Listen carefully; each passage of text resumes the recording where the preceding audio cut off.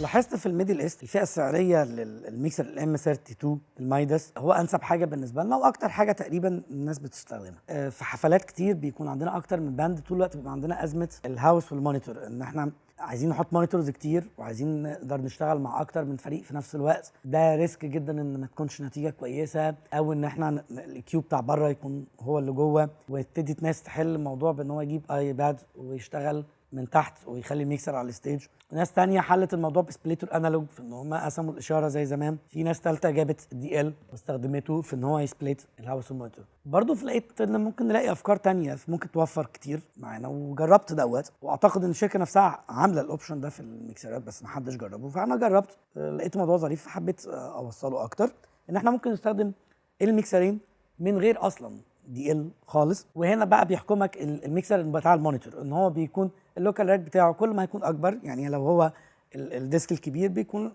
اللوكال راك بتاعه كبير، فانت بتقدر تاخد تقريبا الميكسر كله فول. بالنسبه للهاوس مش هيفرق حجم الميكسر ايه، ان كان الميكسر الديسك الكبير او الديسك العادي، سوري الديسك الصغير اللي هو الار. الميزه في الموضوع كمان اكتر في رايي ان في حاله الدي ال امكانيه التحكم في الجين والفانتوم بتكون حاصله من ميكسر الهاوس، وطبعا دي مش حاجه بتبقى ظريفه لان ده بيسبب مشاكل، ان انت ممكن تبقى بتعلي جين في الهاوس وبيحصل مشكله تانية في المونيتور. الميزه في الوضع بتاع من الميكسر للميكسر مفيش ده.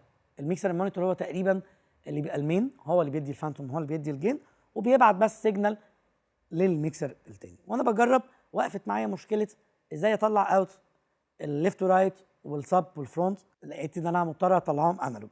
قعدت اذاكر اكتر، لقيت ان في اوبشن ان انا اقدر اتحكم حتى في دوت من الميكسر بتاع الهاوس من خلال الكابل الكات 6. في الحاله دي لو في اي اتنين يملكوا ام 32 او اكس 32 او كومباكت 32، ايا كان الكاتيجوري بتاع الميكسر، هينفع ان هم كلهم يلينكوا ببعض ويحققوا النتيجه بتاعت الهاوس والمونيتور من غير اي تكلفه. اتنين يقدروا يشتغلوا مع بعض في دوت، اتنين اصدقاء اتنين مهندسين يقدروا يتبادلوا الميكسرات مع بعض ويقدروا يحققوا نتيجه كويسه. وده موضوع بسيط مش هياخد دقايق على الميكسر في الشرح، هنستغنى عن ده خالص.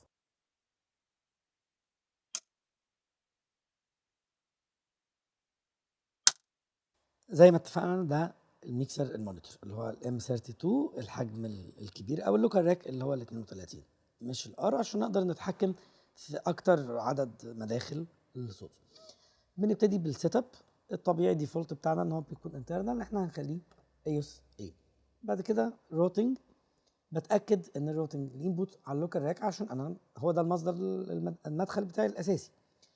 بعد كده ايوس ده الديفولت بتاعه، فانا بغير الديفولت وبرجع ان انا اخليه لوكال راك علشان يبعت على الايوس على الميكسر التاني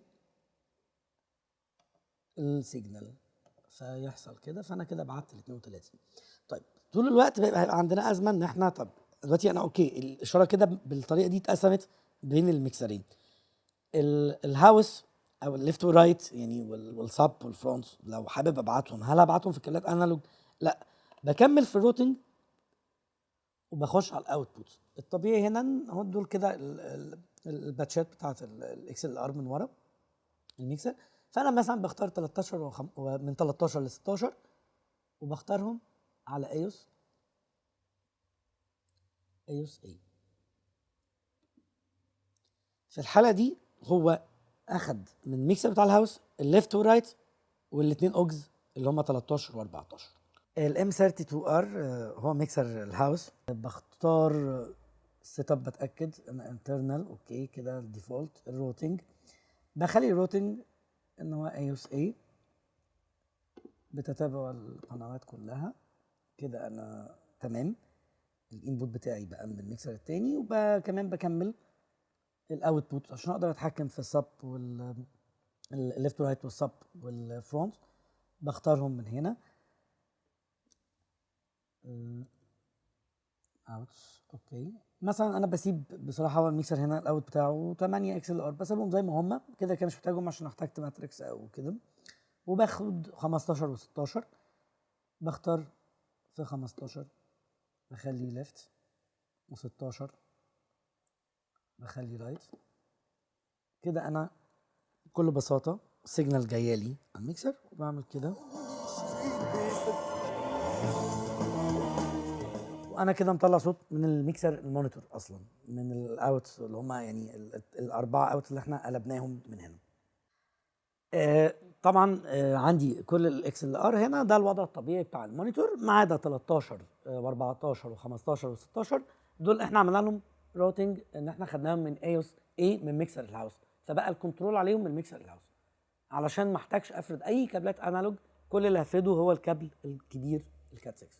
الميزه مثلا اللي حاصله مش حاصله في وضع الدي ال، ان الجين والفانتوم زي ما قلنا ما بيطلعوا، كانوا بيطلعوا من الهاوس، دلوقتي لا، هم في ميكسر المونيتور، فانا حتى هنا بعمل سيلكت مفيش فانتوم، عندي الجيم مهما عليت او وطيت مش هيأثر على المونيتور في حاجه. انا موصل دلوقتي سماعتين، سماعه الاثنين متوصلين على ميكسر المونيتور، في واحده راكبه في الليفت اللي هو يعني الليفت والرايت والاربعه اوجز اللي احنا قلبناهم من هنا، دول الكنترول بتاعهم من ميكسر الهاوس، والثانيه متوصله على المونيتور. دلوقتي هنجرب صوت الهاوس.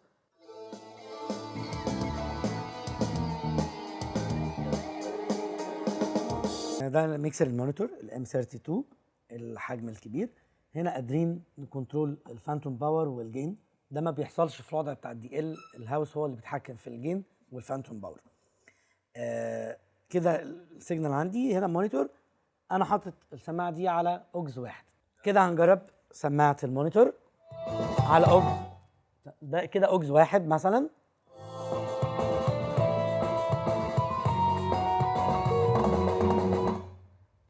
اتمنى ان الموضوع يكون مفيد، وباكد ان احنا ما استخدمناش الدي ال، وان احنا دايما، انا شخصيا بحب اشتغل بالام 32 الحجم الكبير هو اللي على الستيج، والار هاوس على اعتبار ان انا مش محتاج اي انبوت، فده في البادجت تكلفته اقل، حتى لو انا عايز اشتري 2 ميكسر واعمل دوت، هيبقى عندي واحد 16 واحد 32 حابب اشتغل بيهم مع بعض، هقدر احقق دوت من غير ما احتاج دي ال اساسا.